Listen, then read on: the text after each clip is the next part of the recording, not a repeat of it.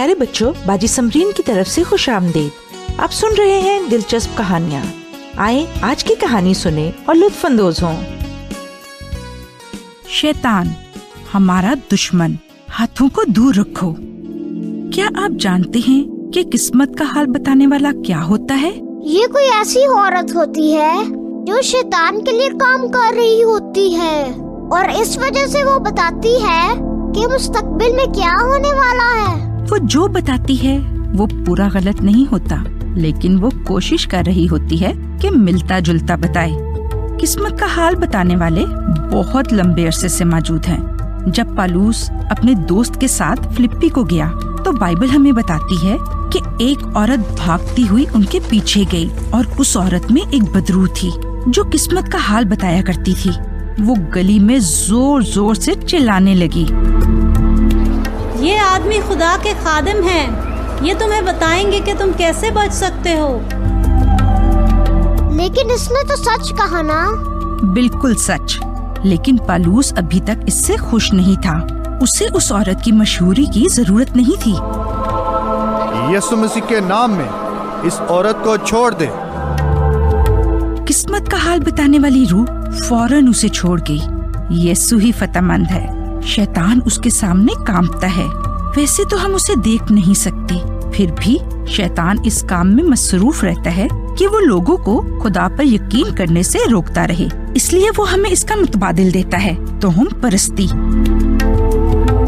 بالکل سچ ہے کہ جو کوئی بھی یسوع کے لیے اپنے دل کا دروازہ بند کرتا ہے وہ اسے توہم پرستی کے لیے کھولتا ہے۔ ہم اسے تعویذوں میں پہچان سکتے ہیں جو کہ بہت سے لوگ گلے کے ہاروں اور ہاتھ کے کڑوں میں پہنتے ہیں۔ ہم اسے ان چیزوں میں پہچان سکتے ہیں جنہیں لوگ اپنی گاڑی میں لٹکاتے ہیں۔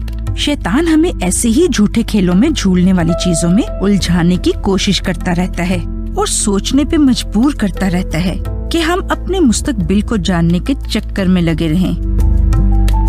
اور اگر ہم یہ سب صرف تفریح کے لیے کریں؟ مارٹن نے بھی یہی سوچا جب اس کے اسکول میں کچھ بچوں نے گھومنے والے گلاس کی مدد سے روحوں سے بات کرنے کی کوشش کی، لیکن اس کے بعد سے وہ بہت خوف میں رہنے لگا اور اس سے خوفناک خواب آنے لگے۔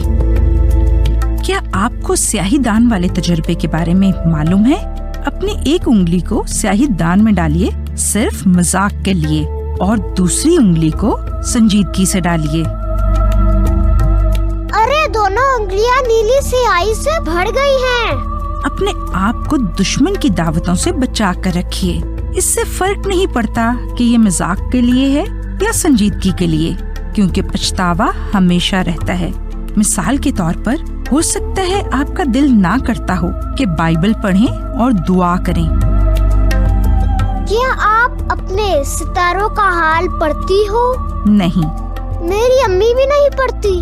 وہ کہتی ہے کہ خدا بھی اس سے منع کرتا ہے، وہ چاہتا ہے کہ ہم صرف اس پر یقین رکھیں۔ اور جب آپ کے پاس یسوع ہو تو آپ کو اور کچھ بھی نہیں چاہیے ہوتا۔ وہ فتح مند ہے اور دشمن کے جالوں سے نکلنے میں ہماری مدد کرتا ہے۔ وہ آپ سے پیار کرتا ہے اور اس لیے وہ آپ کی حفاظت کرے گا۔ اچھا بچوں، اب باجی سمرین کو اجازت دیں۔ خدا حافظ۔ مزید معلومات کے لیے آپ ہمیں اس ای میل پر رابطہ کریں، دلچسپ کہانی @gmail.com DILCHASP KAHANI @gmail.com۔